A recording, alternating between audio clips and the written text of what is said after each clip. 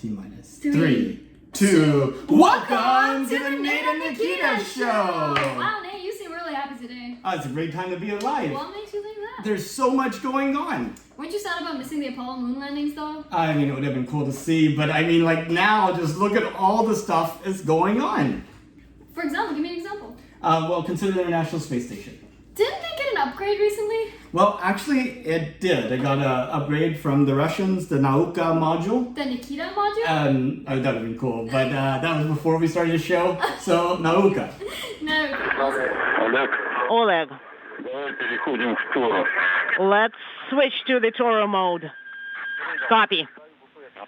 We are sending PU BPS initial. Stand by, Oleg.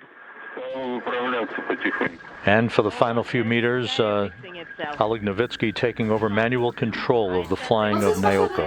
Well, I mean, there could be lots of things special about it, but I was thinking more of the International Space Station itself. Consider how long astronauts have been living there continuously. That's pretty cool. Actually, they've been living there since I was 2 years old and went trick-or-treating. And when was that? October 31st, 2000. Wow, did you get a lot of tricks or a lot of treats? I can't remember. No, anyway, I tell you one thing, this is not a trick.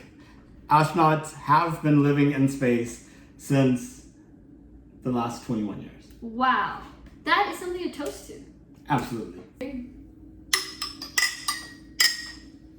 Is there something else? Well, actually, I've been reminded multiple times about the 2018 SpaceX Falcon Heavy.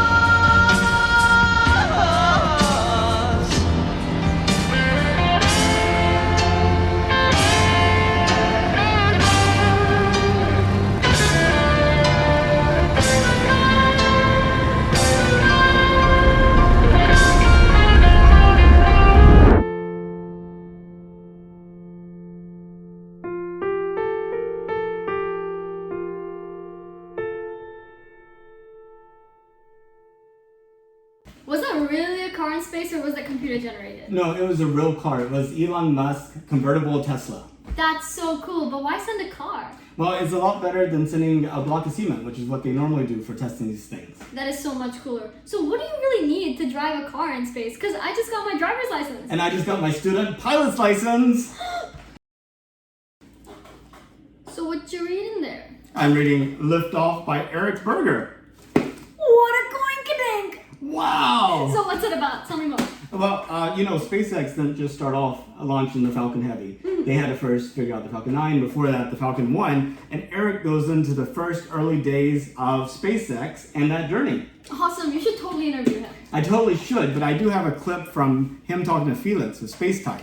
Let's listen to that. The first time in my life, I was like, well, I'm glad I'm alive now and not during the Apollo era, because this looks like it's the future. The future's bright. Great time to be alive. It'll just build and build and build. Listen to what one of the people I talked to this week for Countdown to the Moon had to say. Opportunity. Everything is a learning journey.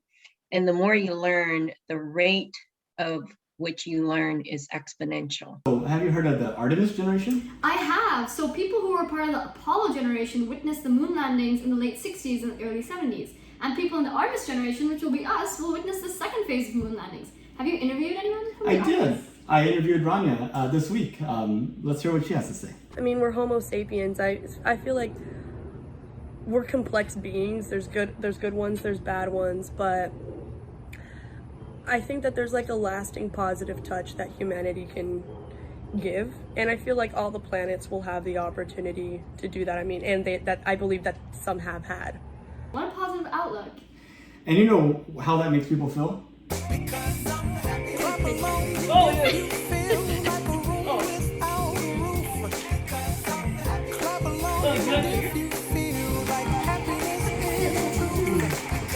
I'm happy. Wait, what? Oh, we're on. Oh, yeah, it just makes me so happy. You really get into it. Room without a roof, happy? Don't get me started. You know who else we should interview? All of these people. So go to countdowntothemoon.org and click on Let Me Interview You. Then sign up for a day. And we'll talk. Till next time. I'm Nate. And I'm Nikita. And this is Countdown to the Moon.